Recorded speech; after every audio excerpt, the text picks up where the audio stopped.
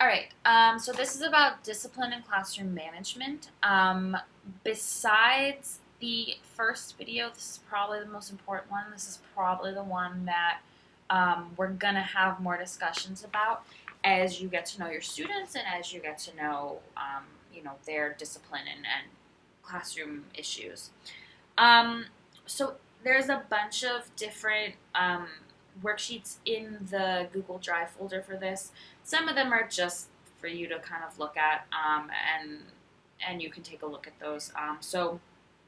You know, um, usually in the week long session at this point, we do a discussion about what makes a good teacher. So there is a worksheet in there that's about a good teacher is someone who, and just lists off different qualities. So something to kind of get you thinking about what kind of teacher you want to be and what, if you think of your best teacher that you ever had, the kind of qualities that person had.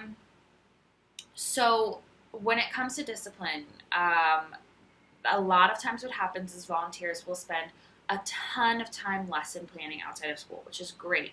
And they come into school super prepared and they don't have their discipline set. And they end up trying to teach to a class that isn't listening. And it can be really frustrating when you've put in the work and you've put in the time for in the lesson planning and you can't actually get through your lesson because your kids aren't paying attention. Um, Discipline isn't a one solution kind of problem because there's a bunch of different reasons why kids misbehave. So, usually for the younger kids, they're bored, they're antsy, they have a lot of energy, they're lacking focus, and they just get easily distracted. Whereas for sixth through ninth grade, that's usually where peer pressure, trying to be cool, just not interested in work, unwilling to try and fail, insecurities, all of that kind of comes into to play a little bit more. In Honduras, unfortunately, as well as many other places, a lot of times our kids misbehave because they're also dealing with abuse or neglect, and they just want attention from someone in any form that they can get it. Um, so one of the biggest things with discipline is to try to praise positive behavior and ignore negative behavior. So this is really, really hard to do in practice because naturally what we want to do is we want to call out the student that's misbehaving. Um, the reason why kids misbehave a lot of the time is because they want attention. And a lot of kids who are dealing with issues at home have learned the way to get attention is through negative behavior, because then they'll get, even if it's negative attention, they will get someone paying attention to them.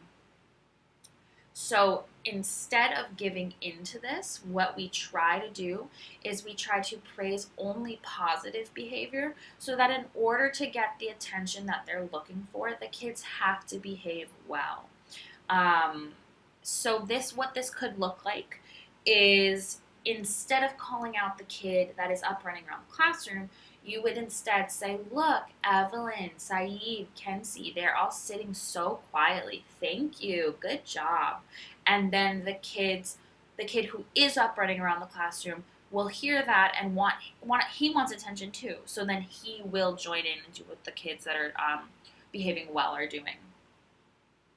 So another way you can do this is I sometimes with the younger kids will just thank the kids that are behaving properly. So thank you, Isai. Thank you, Henry. Thank you, Gracia. Thank you.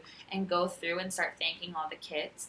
And then bit by bit, the kids that aren't doing what they're supposed to be doing are hearing this and they pretty quickly get in line.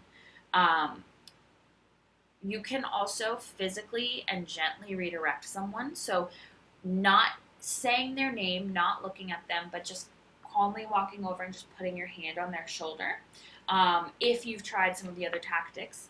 And then don't give them the verbal attention until they're doing what they're supposed to be doing. So you also want to try to stay positive when phrasing discipline. So instead of saying, don't run, don't do this, don't do that, that can get really negative. So we try to say, always walk. Just so the focus, again, is off the bad behavior. Um,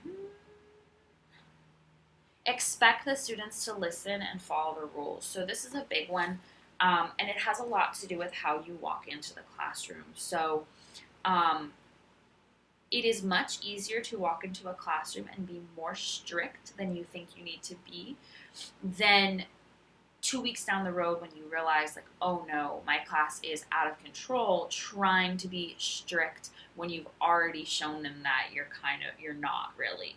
I would say walk into the classroom like you are in control, because you are the teacher, you are the one in control. So you need to walk into the classroom with that attitude.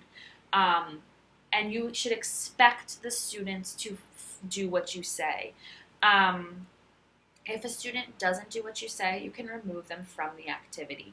They can go take a timeout, or you can do, which we'll get to in a minute, some of the negative consequences.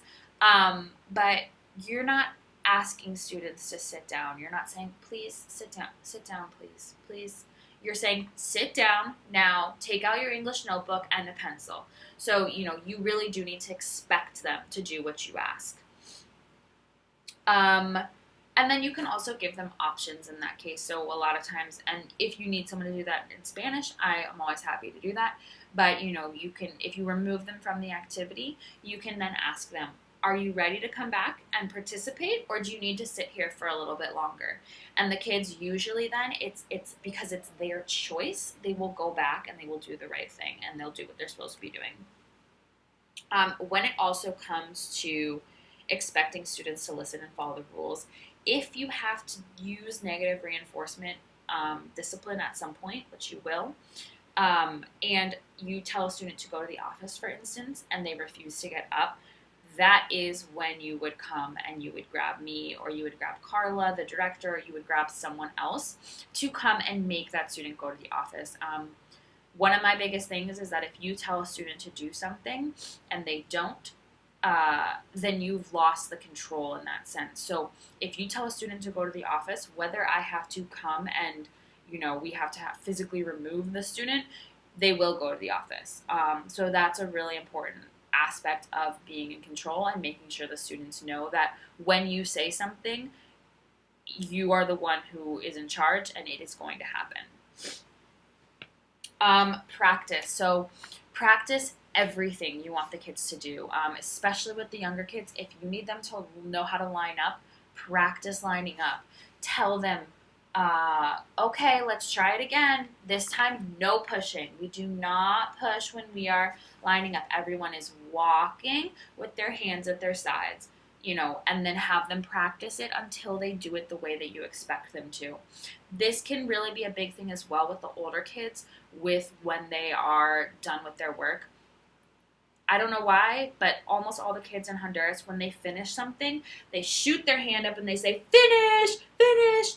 And it's really, really disruptive, and it's really, really annoying, especially when you have the rest of the class still working. And then the rest of the class is like trying to go faster because the couple of kids have announced to the group that they're finished. So it could be something as simple as having a finish box where you train the kids and you have them practice coming up, turning in their work, and then grabbing another activity. And this could be where, as I was talking about, I think during differentiation, the flexi stage could come in. So some teachers have made little activity books or little journals that have a bunch of activities that the kids can do when they finish their work early. And this prevents you from having the problem of having one kid yell finish after 5 minutes, where there might be kids who are going to take 30 minutes still to finish the worksheet. I said this before, I think, already, but a seating plan is not optional. If you let kids sit where they want, they will sit with their friends. If they're sitting with their friends, they will talk and they will be playing, and they will be so much more tempted to be distracted during class. A lot of discipline issues can be solved with just a well thought out seating chart, and an arrangement of desks that work for your class. One of the biggest things, the two things that I always ask volunteers when they tell me that they're having discipline issues, is I ask, okay, do you have a seating chart? And if the answer is no, then that's problem number one. The next is about your discipline structure, which is what I'm about to get to right now. So what I recommend is a 3-tiered system. This is going to depend a lot on your class size and the age of your kids. So, for instance, if you're teaching kinder or prepa, chances are you probably only need an individual system. But with the middle to older kids, a three-tiered system can work really well. So the three tiers are the individual, the group, and the class. Again, also, if you have a really small class, like if your class has 8 kids, like sixth grade or something, your group system is pretty much going to be your class system.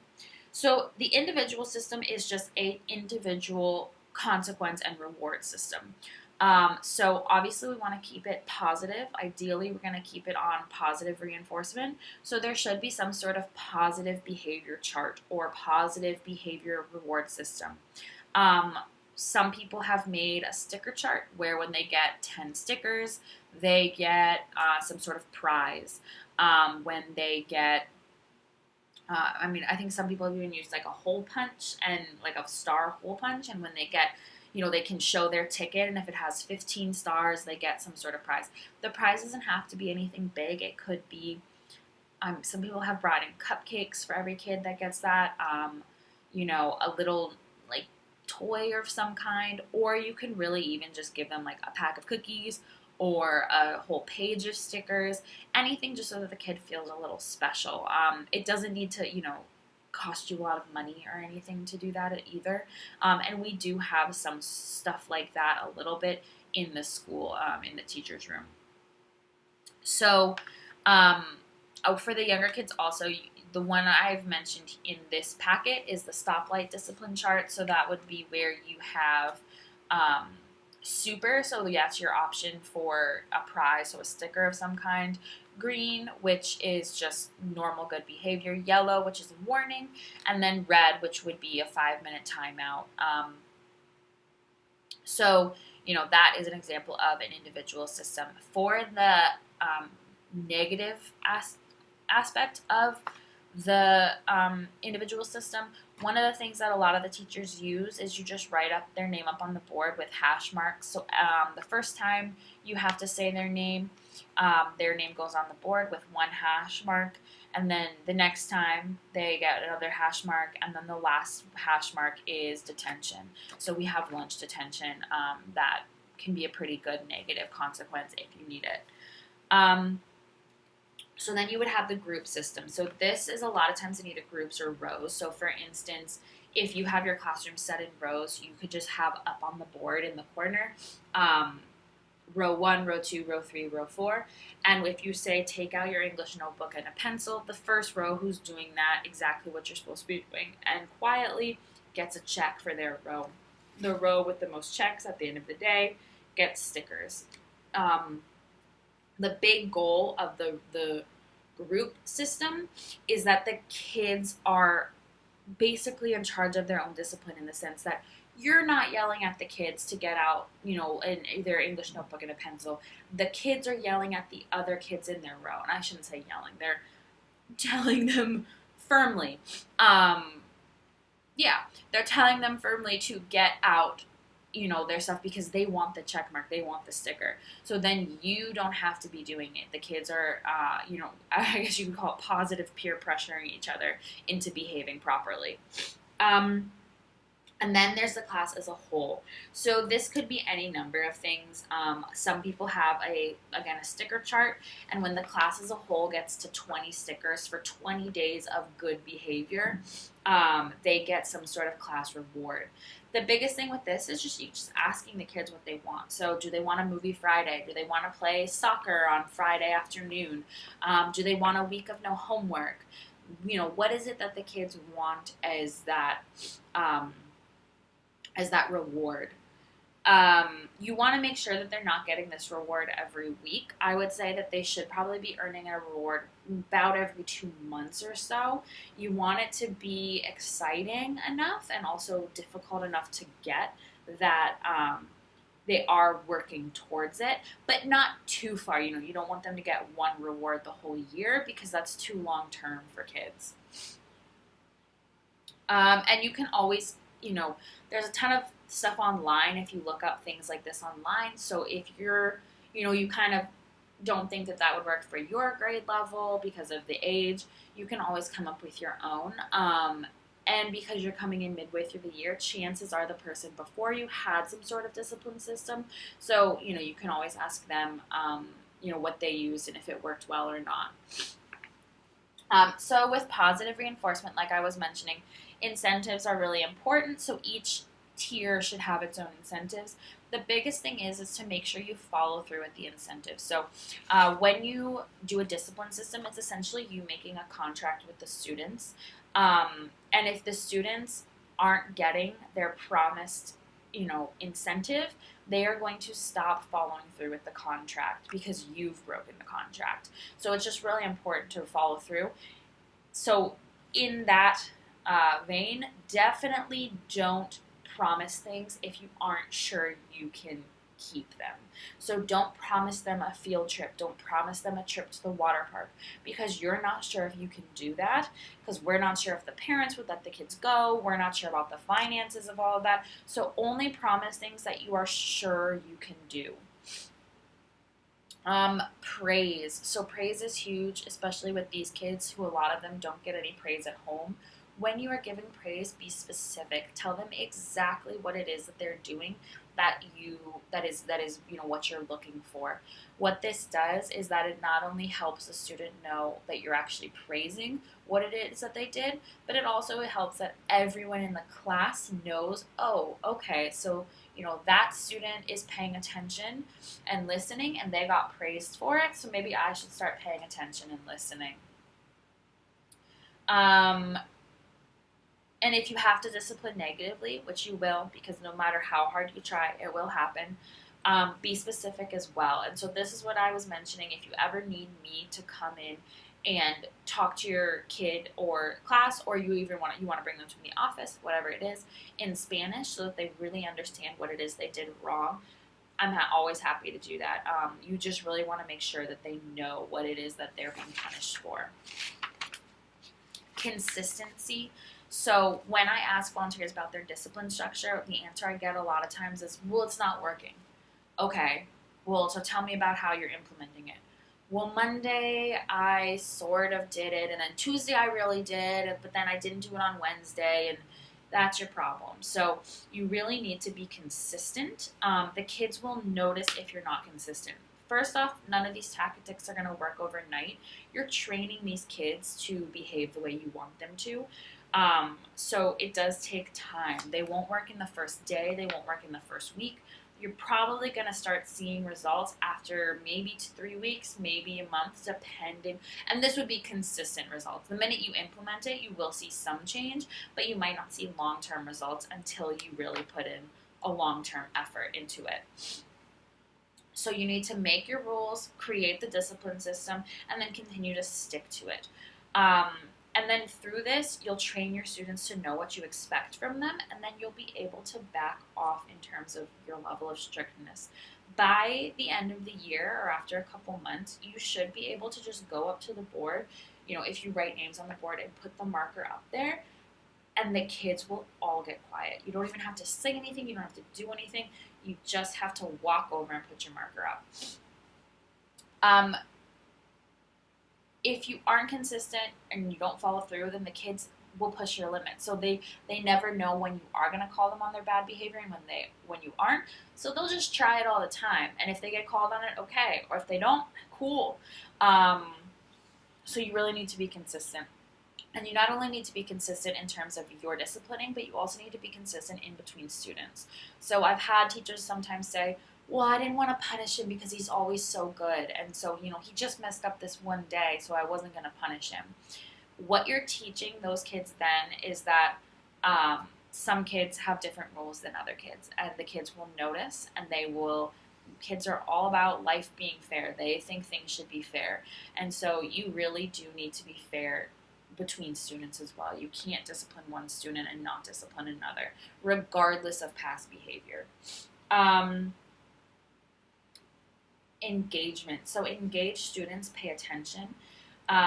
If your class is really boring, you're going to have more discipline problems than you would if your class was interesting.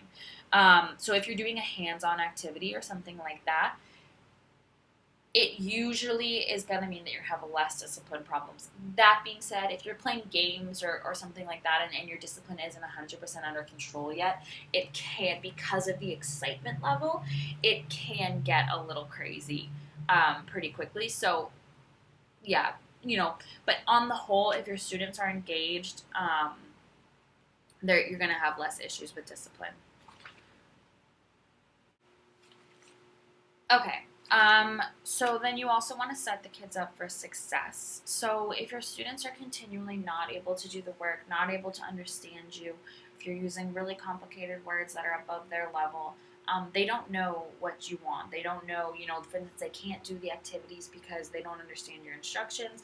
You're setting them up to fail. And then if you're having discipline problems because they don't understand you, that's a problem. Or if it's because the work is too hard, so then they get frustrated, they give up, and then they immediately look for something else to do, which is going to be disruptive usually. So teach to their level. You really need to keep in mind that we're teaching ESL students, and we're teaching very low level ESL students at this point. So if they don't understand how you're explaining things or the words you're using, they're not going to be able to follow your class. And then again, with the vocabulary, when you're choosing what to teach or how to present it, consider frequency, range, needs and level, and cultural factors. Break it down. So if you're teaching something complicated, break it down, because our classes are not going to be able to complete what would be grade level work at another school. If you're teaching science, that's a perfect example. The science textbook has long paragraphs in it that your kids just are never going to be able to understand at this point. So instead, break down the topics into manageable, easy to understand bits, and then put them together into the larger picture. So don't try to just teach the big picture when there's no way the kids are going to be able to understand it. Teach the bits first on a way that they understand to their level, and then add it back into the whole. Try to use interactive activities. So if you lecture a kid about something, they may understand it. If you show a kid a demonstration, they probably will understand it. If you have the kid do an activity, they will understand it and they will remember it. And then learn to gauge when your students are ready for a challenge and when it's going to be discouraging. So trying to do something real hard on a Friday afternoon, last period, your kids are not going to be up for it. Something else that you can always do if you're going to do something that might be a little bit difficult is I like to tell my students, I like to say, this is really hard. Are you guys ready? Can you guys do this? And then they will all not only get like really gunned up, really ready to go to do the activity, but then they're really proud of themselves when they finish it. So that's just something that you could consider. Another thing is to create routines. So no matter with what age you're working with, routines help kids feel safe. They kind of rebel against it at first, but then they really do adapt to it because they come into school and they know what to expect. Especially if you're living in a home with abusive parents, neglectful parents, anything like that, you don't know what to expect. So it keeps kids real insecure. And we want the opposite to be true at school. So creating a daily routine where students know what to expect when they come into school. Let them know when you're going to deviate from that routine so they can prepare themselves. And then, have a morning routine. So like when they come into class, you're going to do the same songs, you're going to do all the same kinds of stuff so that the kids really are comfortable with it. When it comes to discipline, one of the biggest things when giving out any exercise, activity, anything, are going to be the instructions. You should always give out instructions before giving any paper to the kids, before giving anything to the kids. If you give them the paper first, chances are at least one of them will have written all over it, another one may have cut it up, or, you just really never know. So give them the instructions first, then give them the paper. Make sure you choose your words carefully and explain what you want students to do in a way that they understand. What I do usually is I will explain what we're going to do 2 times and then write it up on the board in steps. So if we're doing a color, cut, glue activity, I will say, okay, first we're going to color. You're going to color here. Then we're going to cut, and then we're going to glue. And then I will put 1, color and the picture of a crayon, 2, cut, a picture of scissors, and 3, glue and a picture of glue. That way, even the kids who don't know what's going on ever, when they come up to you, and they will, and say, Miss, what are we doing?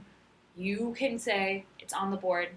And that way you're not dealing with helping kids just figuring out what they're doing. You can help the kids that actually need help with whatever the activity is. And also, it's just really annoying. So, yeah. The same way that I was talking about concept check questions, there's also instruction check questions, so called ICQs. If you ask a group of kids, do you understand? The chances are that they're all just going to be like, yes, miss. It's pretty rare that a kid's going to raise their hand and say no. So instead, you can ask them questions that force them to show you whether or not they understood. So, a big one I always do right before PE is I say, are we going to walk in a line? Yes. Are we going to run? Yes. Are we going to push? No. Are we going to hit? No. Are we going to listen? Yes. And that way you're kind of all on the same page before you go out. And the same is true for any question. So, any activity. You can, are we going to cut here? No. Are we going to cut here? Yes. And that way, if they can't answer the question correctly, or half are saying yes and half are saying no, then okay, I need to go back and explain this. So another thing that I was mentioning about, if they're not able to understand you, they're not able to follow your class.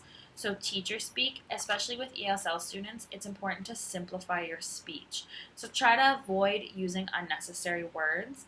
I also try to keep my language very repetitive. I do teach the younger students primarily, but if, for instance, in your classroom you're saying sit down, stay seated, go sit down in your chair. If you're using a bunch of different words for the one thing, it's much easier if you can just simplify that and just use one. So sit down, and that way your kids learn what that means. They know what to expect when you say that one thing, and they don't get confused if you start using a bunch of different things for the same for the same thing you want them to do. It's just unnecessary, and they can get confused really easily. That was really hard to get out. I don't know why. Anyways, as I'm talking about simplifying your speech. Yeah. Okay. So there's also a teacher speak worksheet on the Google Drive about this.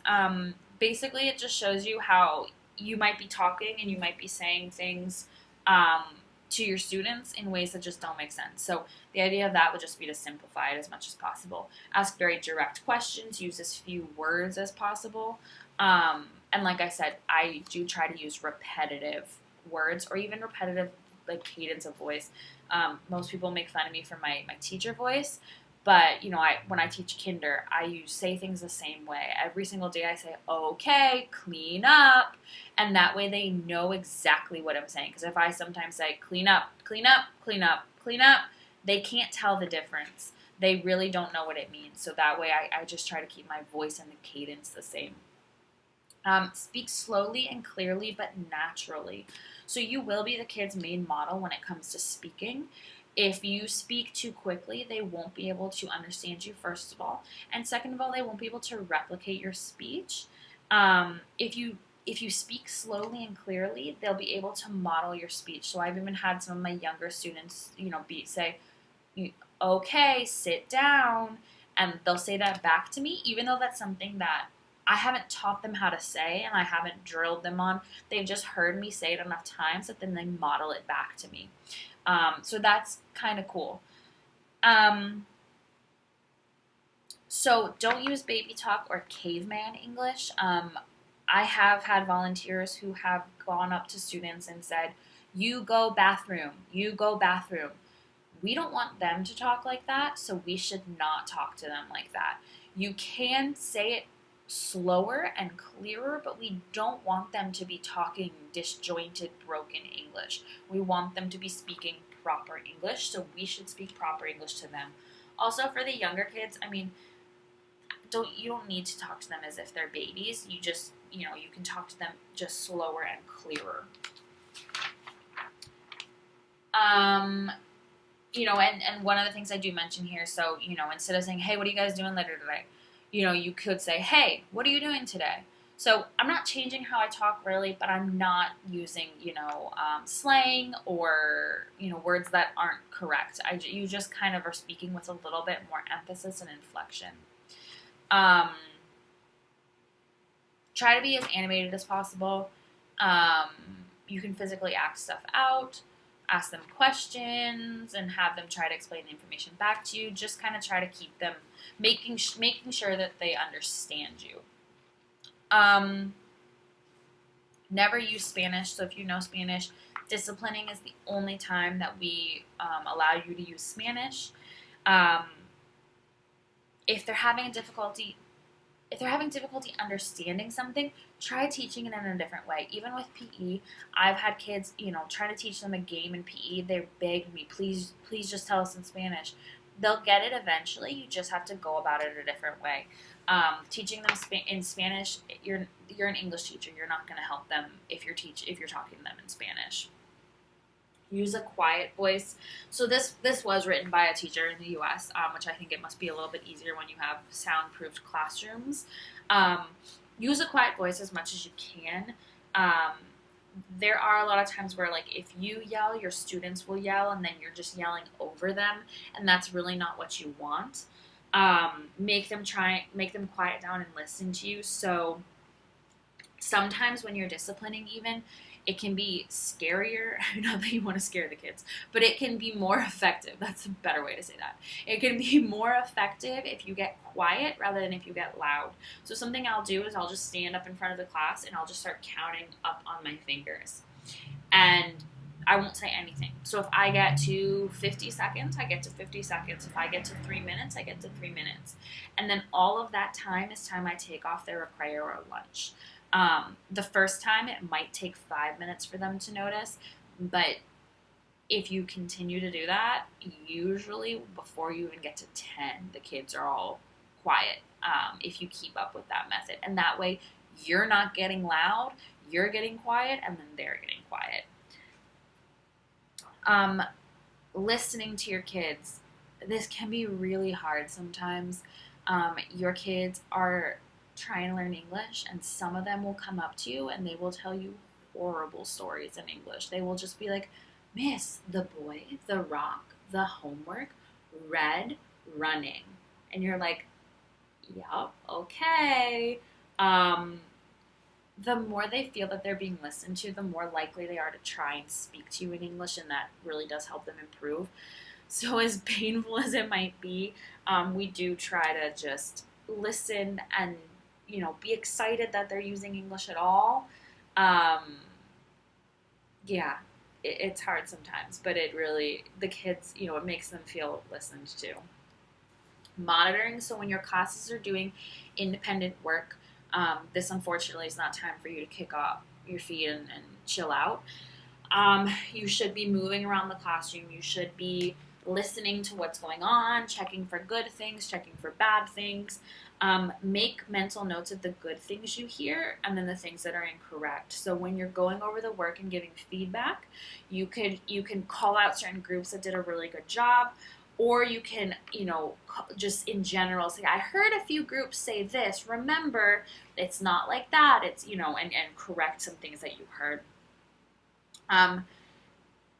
You also can use this as an opportunity to help kids who are less confident. So if you're monitoring and you notice that one student has the right answer that usually doesn't, that's a really good opportunity for you to call on that student to answer that question and help boost their confidence a little bit. You don't want to call out a student who's not confident too much unless you know they have the right answer, because having them repeatedly get the wrong answer in front of all their classmates is not going to help build their confidence and not going to make them want to learn English more. Use your other teachers as resources. So we have the benefit of you will have the benefit of living and working with a group of people that are all doing the exact same thing you are. So definitely talk about what's going on, talk about what issues you're having, issues they're having, solutions that you found, anything like that. There's no shame in saying, hey, I'm having a problem with discipline. Chances are most of us will have one at some point during the year, if not a continual one. So, yeah. I also have a classroom management true false worksheet up there, so that's just kind of a review of some of this stuff. And then a good classroom environment worksheet. So some of that, this is, I think, it's called learning centered or not. Some of that isn't really necessary, or not possible because of the school environment that we have. It's taken from the States where, there's a lot more resources. But it just is to kind of get you thinking about what your classroom environment should be like ideally, and kind of getting you on the right path towards a positive classroom environment.